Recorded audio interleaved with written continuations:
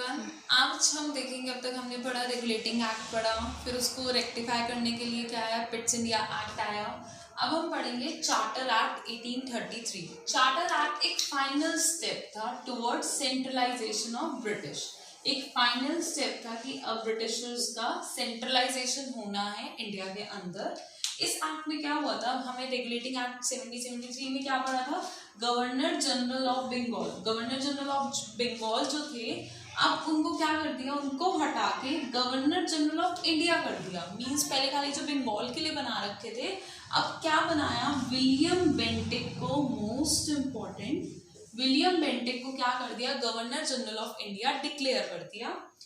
क्या हुआ उससे, विलियम बेंटिक को जब डिक्लेयर करा तो उन्हें एक्सक्लूसिव पावर दे दी लेजिस्लेशन की। सारी पावर इनके पास आएगी फॉर एंटायर इंडिया, और वी कॉल से ब्रिटिश इंडिया। तो क्या हुआ, गवर्नर जनरल ऑफ बंगाल को हटा के क्या बनाया, गवर्नर जनरल ऑफ इंडिया बनाया, जिसमें विलियम बेंटिक जो थे उनको अपॉइंट करा गया और उन्हें सारी एक्सक्लूसिव पावर दे दी लेजिस्लेशन की पूरे इंडिया पे।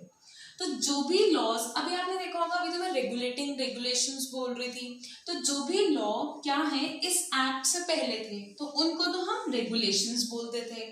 अब जो लॉ इस एक्ट के अंदर आए हैं, अब हम उन्हें क्या बोलते हैं, चार्टर बोलते हैं। तो चार्टर मीन्स वही रूल्स रेगुलेशंस। तो जो भी लॉ क्या है ये पूछा जा सकता है, चार्टर्स कब से स्टार्ट हुए थे, तो चार्टर्स कब से स्टार्ट हुए थे, 1833 से हुए थे, और उससे पहले जो थे वो क्या थे, रेगुलेशंस थे। फिर थर्ड पॉइंट आता है, इस एक्ट ने 1833 के एक्ट ने क्या करा, ईस्ट इंडिया कंपनी को कमर्शियल बॉडी से क्या कर दिया, एंड कर दिया। मींस कमर्शियल बॉडी जो बनी हुई थी, अभी जो हमने पिट्स इंडिया एक्ट में भी पढ़ा था, तो अब क्या हुआ, उसको क्या कर दिया, हटा दिया गया कमर्शियल बॉडी से। अब उसका जो रूल था वो एंड कर दिया गया।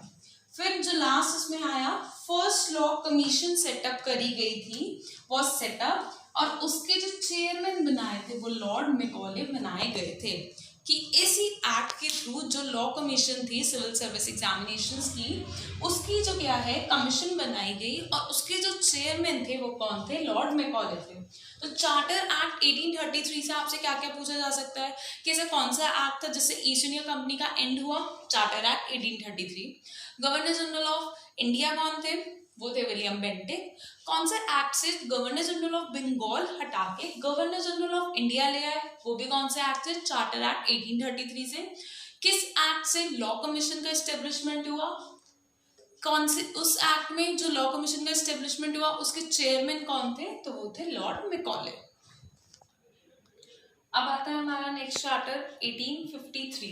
1853 का जो चार्टर है ये बहुत इंपॉर्टेंट है, ये एक लैंडमार्क चार्टर है। क्यों, क्योंकि इस चार्टर के बाद से जो हम देख रहे थे अभी तक कंपनी रूल वो खत्म हो जाएगा, और क्राउन रूल जो हम नेक्स्ट क्लास से पढ़ेंगे वो स्टार्ट होगा।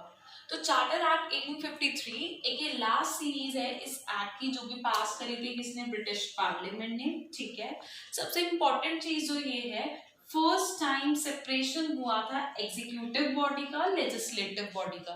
तो ये क्वेश्चन बहुत बार पूछा जाता है कि कौन से चार्टर एक्ट से लेजिस्लेटिव और एग्जीक्यूटिव बॉडी का क्या हुआ था, सेपरेशन हुआ था, तो वो चार्टर एक्ट 1853 से हुआ था। लेजिस्लेटिव क्या थी, वही जो लॉ बनाती थी किसके लिए, इंडियंस के लिए। इसमें 6 न्यू मेंबर्स ऐड हो गए थे, और टोटल 6 to 12 मेंबर्स इसके अंदर थे। अब हमने देखा था कि सिविल सर्विस एग्जाम की बात पीछे हुई थी, कमेटी वगैरह सेटअप करी थी, तो इस एक्ट से सिविल सर्विस एग्जाम जो है वो आ गया था। ठीक है, नेक्स्ट आता है इसके अंदर कि जो मैकॉले कमेटी थी, जो हमने देखा मैकॉले कमेटी जो हमारे लास्ट उसमें बनी है, मैकॉले कमेटी जो है एस्टेब्लिश हुई थी। अब वो क्या करा रही है, सिविल सर्विस एग्जाम कंडक्ट करा रही है, और उसमें वो इंडियंस को भी क्या कर रही है, अपॉइंट कर रही है। तो सिविल सर्विस कमेटी का जो है वो हुआ, वो तो हमारे लास्ट चार्टर एक्ट में हुआ है 1833 में, और इस चार्टर एक्ट में क्या हुआ हमारा, कि इंडियंस का अपॉइंटमेंट हो रहा है, एग्जाम कंडक्ट कराया जा रहा है। एंड इस एक्ट को मिनी पार्लियामेंट भी बोला जाता है। मोस्ट इंपॉर्टेंट है कि कौन से एक्ट को मिनी पार्लियामेंट बोला जाता है, तो वो चार्टर एक्ट 1853 को बोला जाता है। Okay, thank you.